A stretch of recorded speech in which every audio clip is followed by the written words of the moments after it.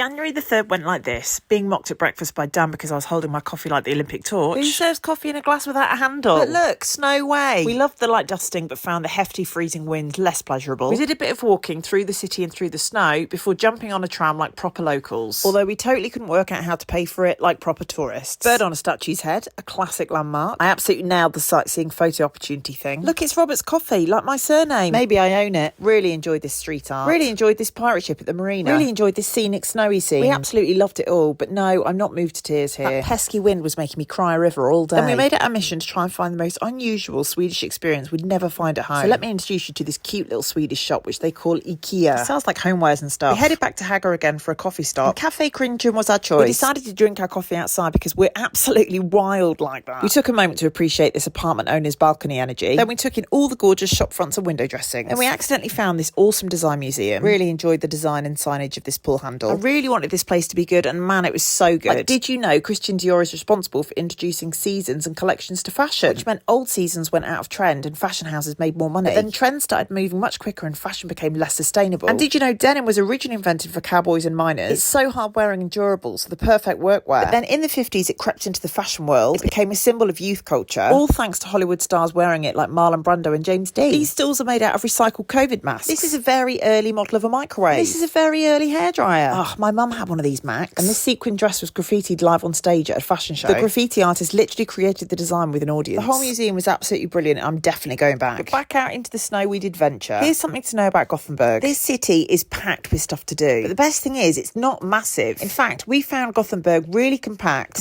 enough to walk everywhere. Granted, sometimes that walking was a tad treacherous. We headed to a really lovely pub to escape the cold and wind, and then major kudos to my friend Vanessa, who'd recommended the next restaurant to us. We went to Evolushi for sushi, because as that old phrase goes, when in Sweden, do as the Japanese do. So, okay, remember the beef tartare restaurant from night one? This place was not giving those vibes at all. In terms of aesthetics, interior design, music, style, dry ice flooding your table to bathe your crispy rice rolls. I'm going to say it, this place was an easy 10. But it wasn't style over substance, because this sushi was some of the best we've had, easily. Evolushi was definitely a highlight of the trip, but then the next thing we did was also a highlight of the trip. In fact, the whole trip was a highlight of the trip. Next, we went to Unity Jazz, a very, very special place. If jazz isn't your bag, you probably won't like this. We took my brother to a jazz club in New York. He didn't like it. And you know what? That's okay, because this stuff shouldn't be elitist.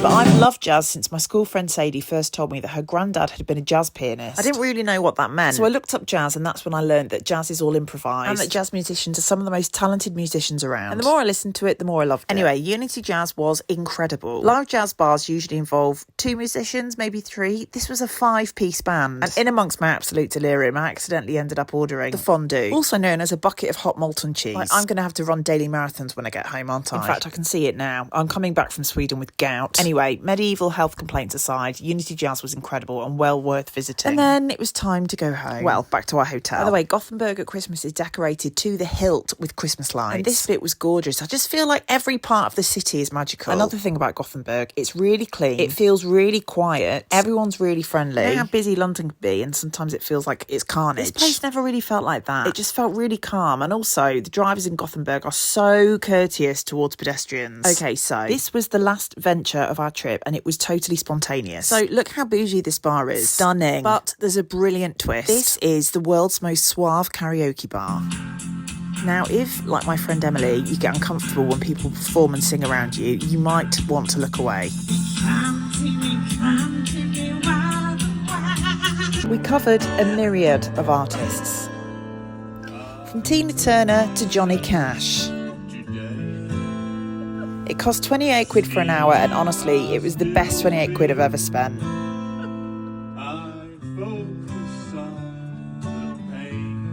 We laughed a lot. We also realised performing and singing, exhausting work.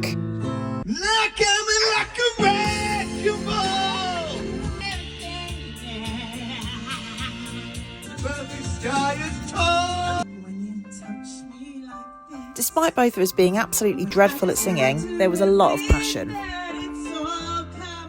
So there are only 2 of these karaoke bars in the world, and both of them are in Sweden. Miss the cymbal, hit the ukulele. Each room contains an entire wardrobe of glitzy clothing that you can put on.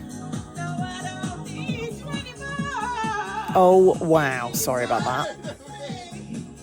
For an hour, the pair of us ordered drinks to the room, went mad, and just had the most fun.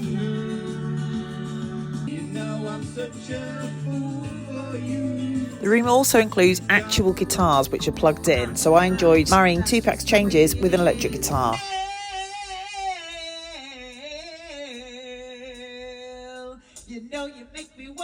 So, in summary, and I mean of the entire trip, we've already planned a trip back to Gothenburg in the summer. We're so in love with this city, and you know what? It's not expensive. I say that only because we were expecting it to be on par with Iceland. It's been the most incredible trip, and I don't use that word lightly. But I have a mountain of editing and work to do, so I'm looking forward to getting back. But this has without a doubt been the best start to any year, and, well, bring on January the 4th.